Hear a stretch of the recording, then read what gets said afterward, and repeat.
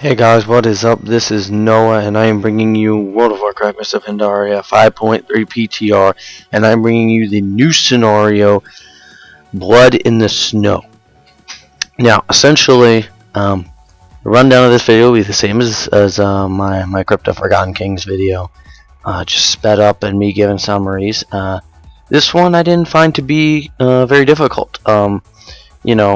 The mobs hit hard like normal, and they have some special abilities, but nothing too much really. I mean, I didn't find this all that challenging. I came pretty close to dying a couple times due to mobs hitting pretty hard, but nothing too severe. So with the backstory of Blood in the Snow, basically the Iron Dwarf lady, I'm sorry if I don't know her name, I'm not familiar with Alliance lore too much, and King Varian go out, and basically you need to exterminate these Andalari that are in Dunmarog. So that's the backstory. If you want to figure it out for yourself, look it up, experience it yourself on the PTR, blah blah blah. I'm not very good at explaining that.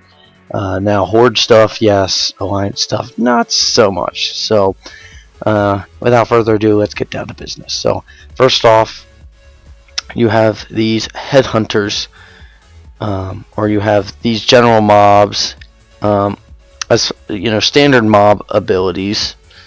I really didn't notice anything too much. Not really much you need to interrupt with these guys. They will some ranged enemies will rain down some ice blocks from the sky, and so you just need to avoid those. But that's pretty much it.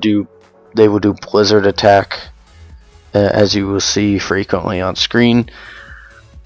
All that good stuff. So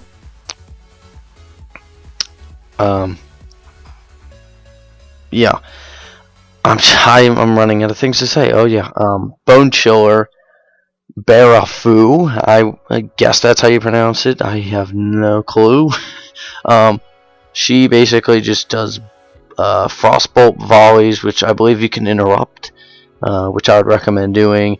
She has debuff the standard frost armor, so you'll take frost damage and be slowed down as you attack her. She will do standard blizzard attack, and she will put a bunch of ice blocks on the ground that if you are standing in the vicinity of, they can hurt you, so watch out for those.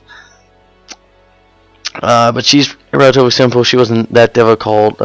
She deals a lot of damage if you don't avoid. As far as the bonus, it's just rescuing all scouts and stop the summoned storm. I don't know if that's really the objective of the scenario or not. I don't believe it is. I believe it's just a side thing you can do.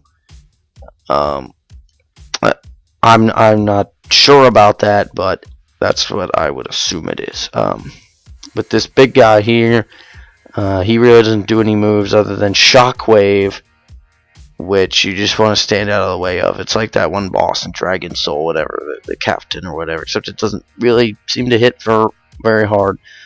Or at least it wasn't for us. Like, I think I took a direct blow and it didn't even do any damage, so it's beyond me. It could be a glitch or whatever, so I would expect that to hit pretty hard if you stand in the way, or at least stun you and stop you momentarily. So there's just not really too much that I found in this scenario in particular. It wasn't really all that difficult other than things hitting hard, but that's to be expected. And I mean, as far as special abilities, I really didn't notice anything too particular until towards the end. Those mobs doing the ice things and chaining and hitting for a lot of damage. But I mean, that's pretty much all the mobs are. And so I mean, you need to pay attention, stand out of stuff and really pay attention to what's going on, just like any other heroic scenario. But I'd say this one's the most simple one I've done. A Brewing Storm was really difficult to try and get that video out for you guys, but I've been having some issues. So with Ferris Stew, I believe, he will he will do this move called Frozen Solid, and he will select one of your 3 party members, freeze them, and you need to break them free, kind of like the Bone Spike in Lord Marigar in ICC, except I don't think it does as much damage, and it will just freeze you just as Bone Spike would. And then he'll also just do standard AoE and ice attacks. And then you get around to the final stage called Victory or Death, where you need to capture the Frostmane village, which is being overrun by all these Zandalari. And so this guy, Hekima the Wise, I'm probably butchering the hell out of these names. Oh well.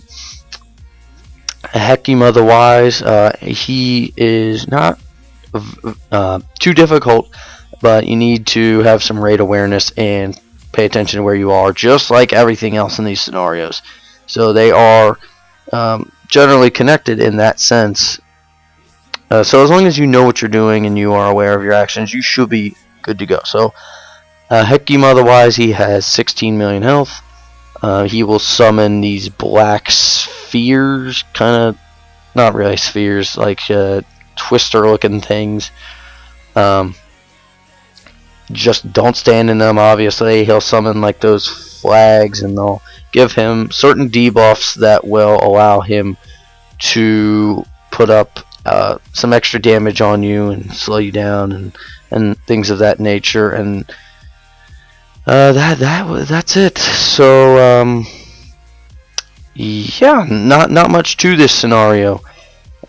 Heed the weed, all that good stuff. So I hope you're enjoying this video, and please like, comment, and subscribe. And I will see you guys later.